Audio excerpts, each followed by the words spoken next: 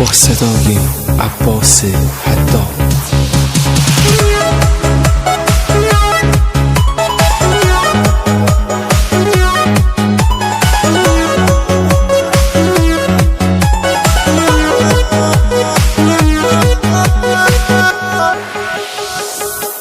همیشه زخم خوردم از هر کی آشنا بود، کاش جای تو قلبم جای غریبه ها بود.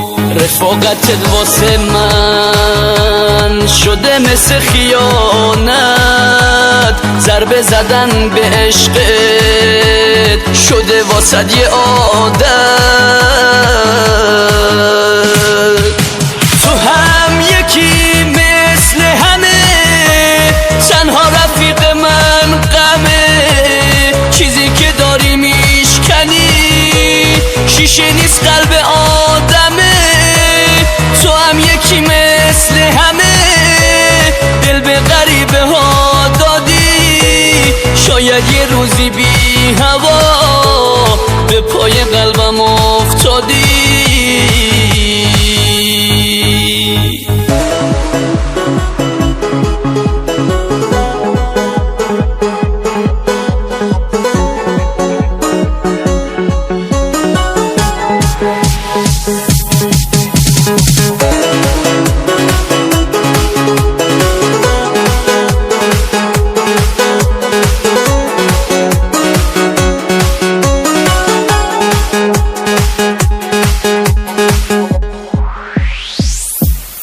همیشه درد عشقه که قلبو میسوزونه.